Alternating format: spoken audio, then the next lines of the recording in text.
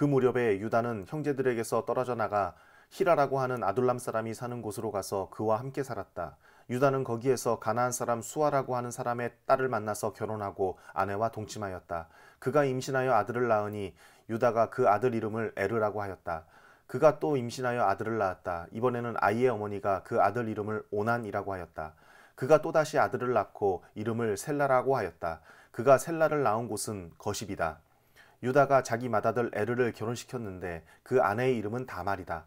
유다의 맏아들 에르가 주님께서 보시기에 악함으로 주님께서 그를 죽게 하셨다. 유다가 오난에게 말하였다. 너는 형수와 결혼해서 시동생으로서의 책임을 다해라.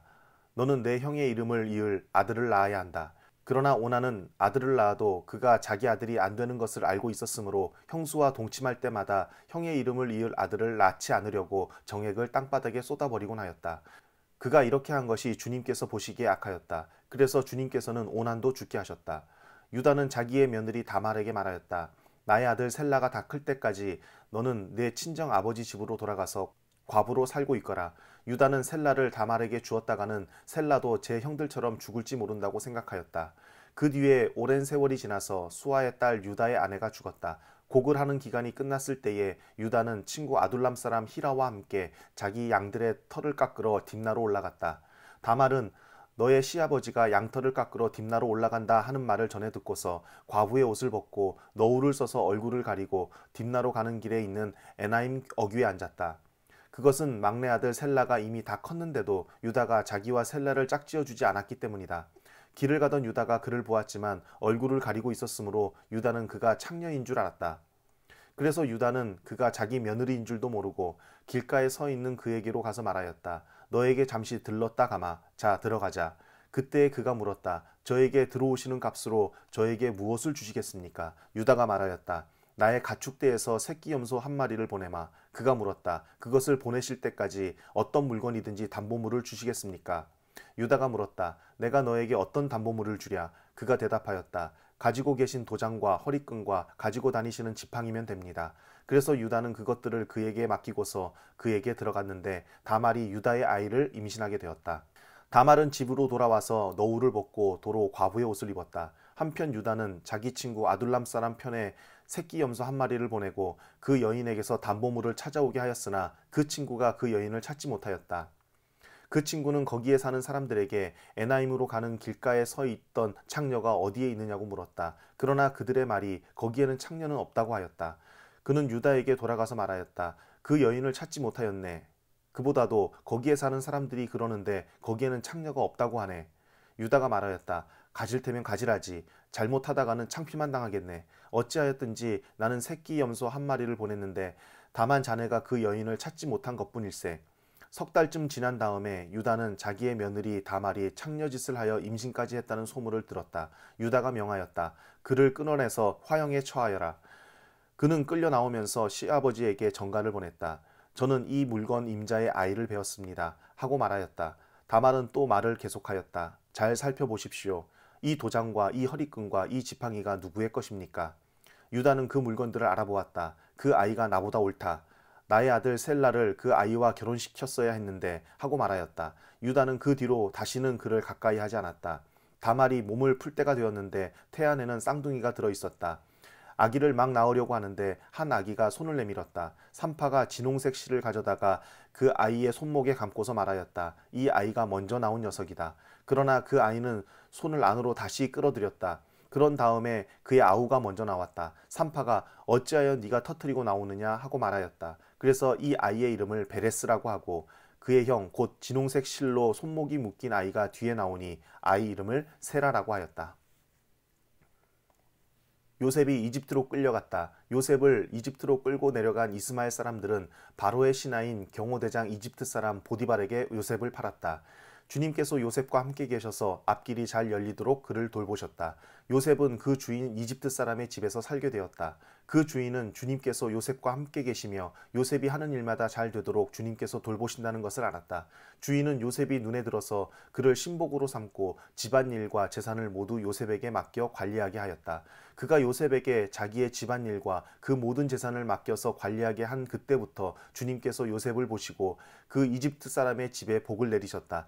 주님께서 내리시는 복이 주인의 집안에 있는 것이든지 밭에 있는 것이든지 그 주인이 가진 모든 것에 미쳤다.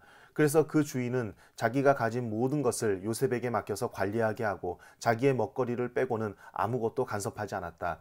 요셉은 용모가 준수하고 잘생긴 미남이었다. 일이 이렇게 된 지 얼마 지나지 않아서 주인의 아내가 요셉에게 눈짓을 하며 나하고 침실로 가요 하고 꾀었다. 그러나 요셉은 거절하면서 주인의 아내에게 말하였다. 주인께서는 모든 것을 나에게 맡겨 관리하게 하시고서 집안일에는 아무 간섭도 하지 않으십니다. 주인께서는 가지신 모든 것을 나에게 맡기셨으므로 이 집안에서는 나의 위에는 아무도 없습니다.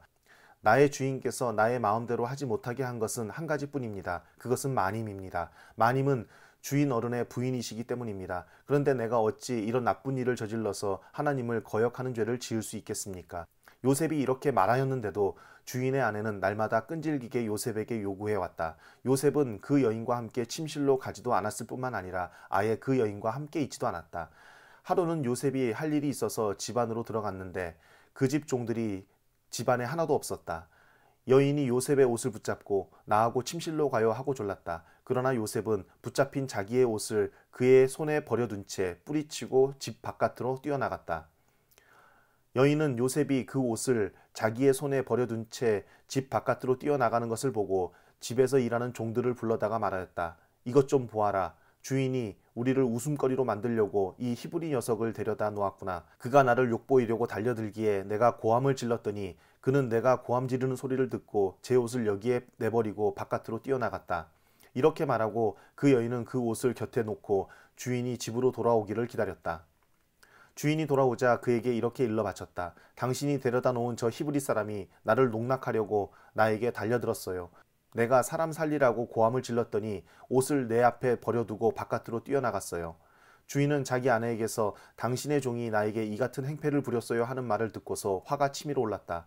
요셉의 주인은 요셉을 잡아서 감옥에 가두었다. 그곳은 왕의 죄수들을 가두는 곳이었다. 요셉이 감옥에 갇혔으나 주님께서 그와 함께 계시면서 돌보아 주시고 그를 한결같이 사랑하셔서 간수장의 눈에 들게 하셨다. 간수장은 감옥 안에 있는 죄수를 모두 요셉에게 맡기고 감옥 안에서 일어나는 온갖 일을 요셉이 혼자 처리하게 하였다. 간수장은 요셉에게 모든 일을 맡기고 아무것도 간섭하지 않았다. 그렇게 된 것은 주님께서 요셉과 함께 계시기 때문이며 주님께서 요셉을 돌보셔서 그가 하는 일은 무엇이나 다 잘되게 해주셨기 때문이다. 이런 일들이 있은 지 얼마 뒤에 이집트 왕에게 술잔을 올리는 시종장과 빵을 구워 올리는 시종장이 그들의 상전인 이집트 왕에게 잘못을 저지른 일이 있었다. 바로가 그 두 시종장 곧 술잔을 올리는 시종장과 빵을 구워 올리는 시종장에게 노하여서 그들을 경호대장의 집안에 있는 감옥에 가두었는데 그곳은 요셉이 갇힌 감옥이었다.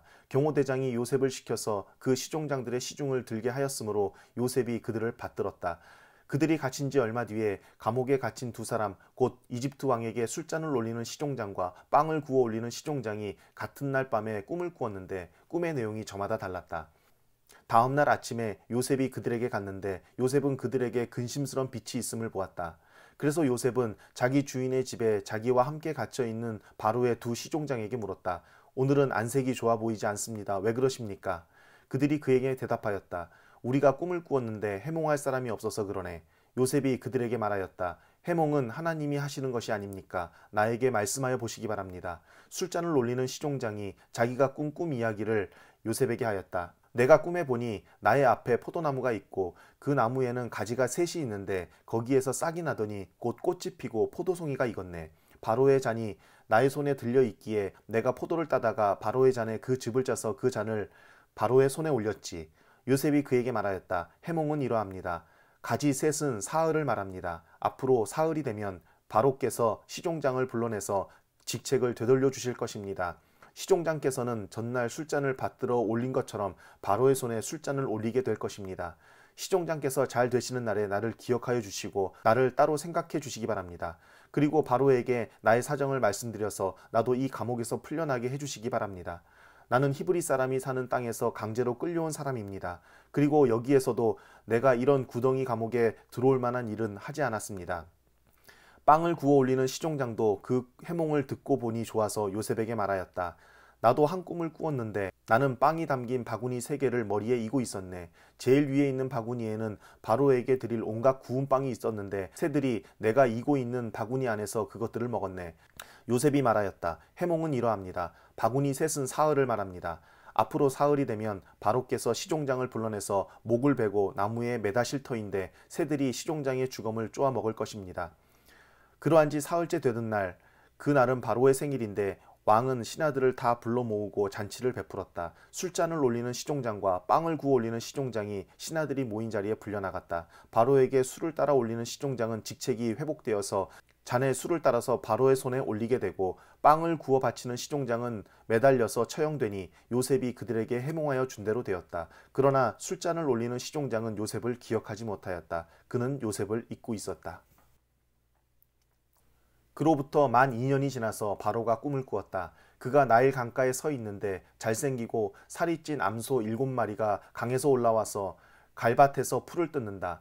그 뒤에 이어서 흉측하고 야윈 다른 암소 7마리가 강에서 올라와서 먼저 올라온 소들과 함께 강가에 선다. 그 흉측하고 야윈 암소들이 잘생기고 살이 찐 암소들을 잡아먹는다. 바로는 잠에서 깨어났다. 그가 다시 잠들어서 또 꿈을 꾸었다.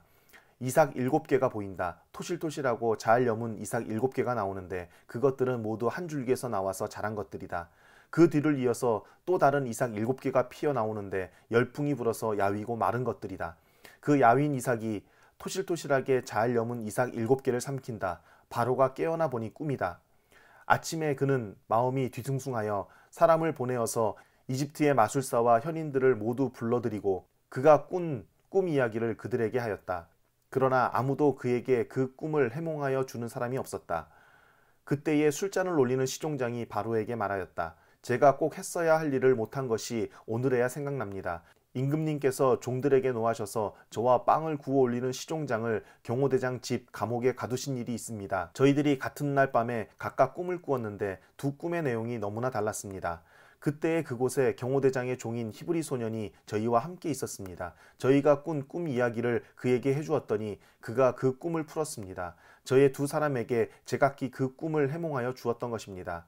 그리고 그가 해몽한 대로 꼭 그대로 되어서 저는 복직되고 그 사람은 처형되었습니다. 이 말을 듣고서 바로가 사람을 보내어 요셉을 불러오게 하였고 사람들은 곧바로 그를 구덩이에서 끌어냈다. 요셉이 수염을 깎고 옷을 갈아입고 바로 앞으로 나아가니 바로가 요셉에게 말하였다. 내가 꿈을 하나 꾸었는데 그것을 해몽할 수 있는 사람이 없다. 나는 네가 꿈 이야기를 들으면 잘 푼다고 들었다. 그래서 너를 불렀다. 요셉이 바로에게 대답하였다. 저에게는 그런 능력이 없습니다. 임금님께서 기뻐하실 대답은 하나님이 해주실 것입니다. 바로가 요셉에게 말하였다. 꿈에 내가 나일 강가에 서 있는데 살이 찌고 잘생긴 암소 7마리가 강에서 올라와서 갈밭에서 풀을 뜯었다.